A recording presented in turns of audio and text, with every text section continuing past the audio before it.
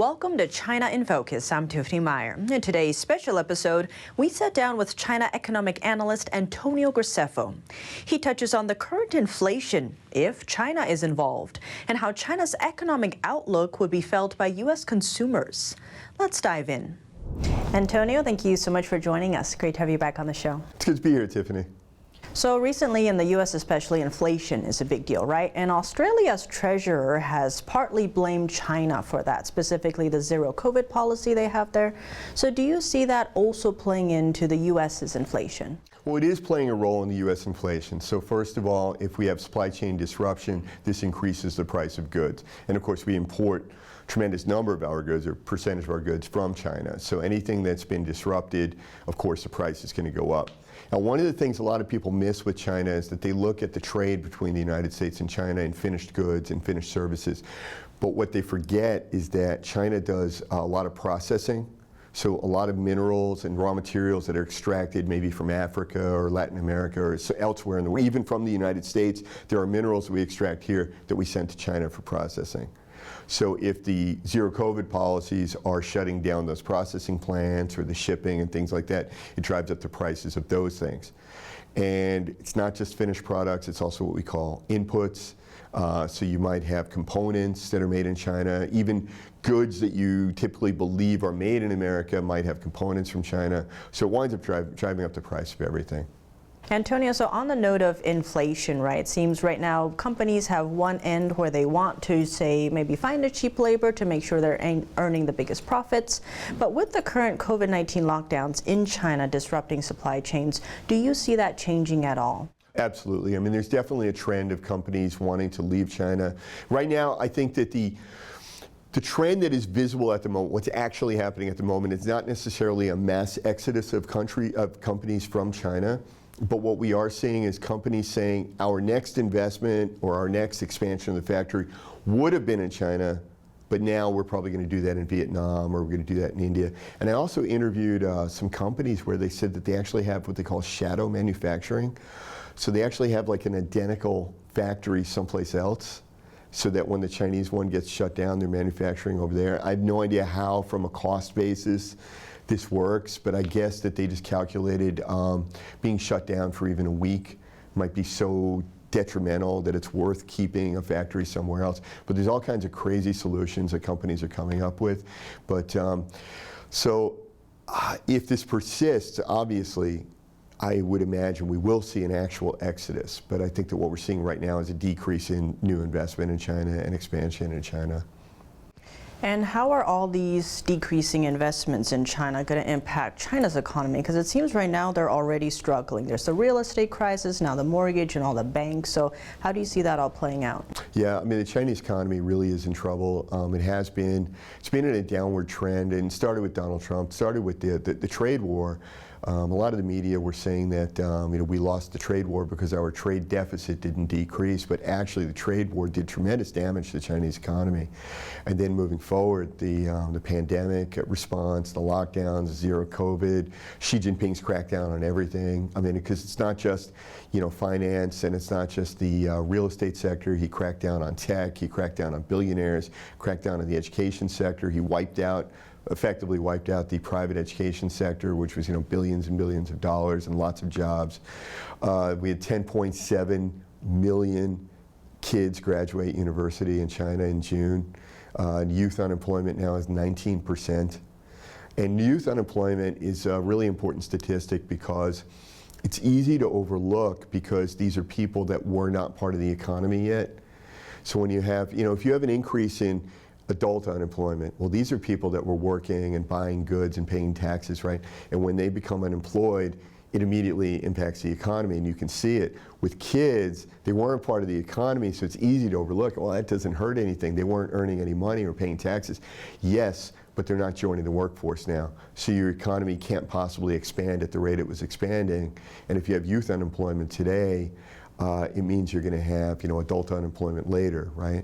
And also it means that as old people are retiring, because whatever number of old people retired this year, of course, China has an average age which is considerably higher than than a lot of other countries. So a lot of Chinese people retired this year. Well, if these kids can't find jobs, that means that when these other people retired, the jobs were not left open. Like maybe they just, discontinued that job, right? So it means that in the future, a very near future, you're going to see a tremendous impact on the economy. Given this current downward trend of China's economy, if it keeps going, is that going to have an impact on international markets? Are we going to feel anything here? Oh, absolutely. Because China is the world's largest trading country. Well, the United States and China are the world's largest trading countries. So for a lot of the countries that China trades with, China is their #1 trade partner. So if your #1 trade partner is in a recession, it's going to affect you. The other thing is, the Fed is raising interest rates in order to counter inflation here. That's attracting investment to the U.S., which is a good thing. It's taking investment away from China, which is a bad thing for the Chinese economy. But reduced investment in China will most likely equal reduced industrial output and reduced exports. And right now, the reduction would be a reduction in growth of industrial output and a reduction in growth of exports, right? We're not at a point yet that we're seeing an actual contraction of the Chinese economy, but we're seeing lots of negative indicators, and of course the growth outlook dropping. You know that the CCP has now dropped the growth target as an indicator of the success of the country, basically. And some of the investment banks are estimating China's growth potential for the year below 4%. And the irony of that is 2 years ago, I was on Bloomberg and they asked me, what is the outlook for China given COVID? And I listened to the other panelists and they gave these very intelligent answers. And I said, look, you guys are all a lot smarter than me, but do any of you know when these lockdowns are going to stop? Because until the lockdowns stop, we can't even begin to make any sort of reasonable guess what's going to happen to the economy.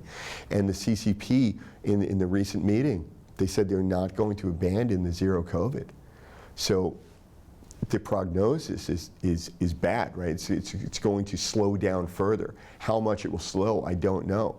Anybody that's projecting these numbers, Goldman and all these other big investment banks, I respect them, and those are great numbers, and they're probably right, but I'm not going to pick a number because we don't know when the lockdowns will stop. And until the lockdowns stop, the Chinese economy just cannot recover. It's literally that simple. So with the lockdowns continuing and maybe disrupting the supply chain, are we going to see that here with, say, more inflation, or how are we going to feel it? Yeah, well, we'll definitely feel it in terms of higher prices. Inflation, though, but people are mistaking higher prices with inflation, and it's not exactly the case. The higher prices because of the supply chain disruption, yes, but the inflation is caused by reckless spending on the pandemic. The pandemic spending. Inflation comes from the government printing money or the government borrowing money and spending money that it doesn't have. And during the pandemic, and of course, the administration has now extended the emergency. And what a lot of people don't understand, because a lot of people are saying to me, what does it mean they extended the emergency? Nobody's wearing masks. You don't have to have a vaccine to go to the movies. No, but what it means is that all these economic programs remain in place. It means the government continues to spend recklessly because of the continued emergency. And that's why a few weeks ago, when the White House said that they were going to declare an emergency for the climate emergency, I was like, oh my God, no, please no, because it's already so much spending. We're talking about years of GDP that are just being spent right now. That's your inflation. These other things are price increases. It's not exactly inflation. And so with the spending in the U.S., I think there's a new package for inflation that would spend more to combat inflation, supposedly. So while we have that, and then China has this situation happening, what would be the steps to resolve it? Oh my goodness. So by definition, you cannot spend your way out of inflation. Inflation is caused by government spending. Increasing spending increases the inflation. I don't know where, Janet Yellen and all that, I don't know where they went to school. And they all probably went to much better schools than I did, I grew up in Tennessee. But that's madness. The definition of inflation, like what is the cause of inflation? It's government spending. So how are they planning to get out of the inflation? By spending more money. When you have inflation, you have to raise interest rates, You have to reduce credit. You have to reduce government spending. You have to reduce social programs. You have to reduce everything that pushes money into the economy, because we need to decrease the money supply, and that's how you curb inflation. And what we're doing is we're setting ourselves up for stagflation, which is just the absolute worst. It is the what do they call it, the perfect storm, you know, of economic problems. Because what happens is the Fed raises interest rates, which causes hardship for a lot of people. If you're trying to buy a home right now, mortgage rates are very high. If you want to buy a car, the rates are high. So this is negatively impacting people. Businesses do not expand. When the interest rates go up, businesses don't expand. They don't want to borrow money from the bank to build another factory, because now they're borrowing at a higher rate, right? So that's how it impacts the economy. And when the Fed raises interest rates, it causes unemployment. Now we're doing this to combat the inflation, because we've already got whatever 7, 8, 9% inflation. We don't want this to turn into Zimbabwe level, hyperinflation. So the government has to curb that by raising interest rates, which is great. However, with that, the government has to stop spending money, and they are not stopping, and they're announcing more spending.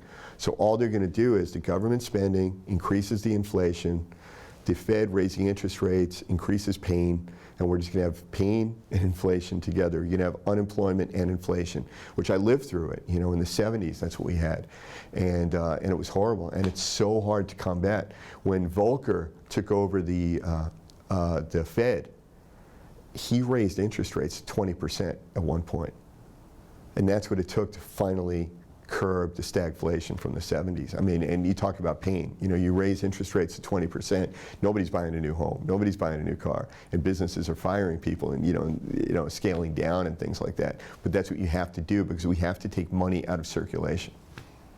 Antonio, thank you so much for joining us. Great to have you on the show. Thank you, Tiffany. That was China economic analyst Antonio Graceffo. And for those watching our full episode, Aryeh Lightstone, former special envoy for the Abraham Accords and author of Let My People Know, joins us. He touches on how U.S.-Middle East relations tie into the current fossil fuel tensions, the steps that need to be taken to ensure American troops aren't sent back there, and more. Our full episode is available on our partner platform, Epoch TV. To sign up, click the link down below. Thanks for watching China in Focus. I'm Tiffany Meyer, and see you soon.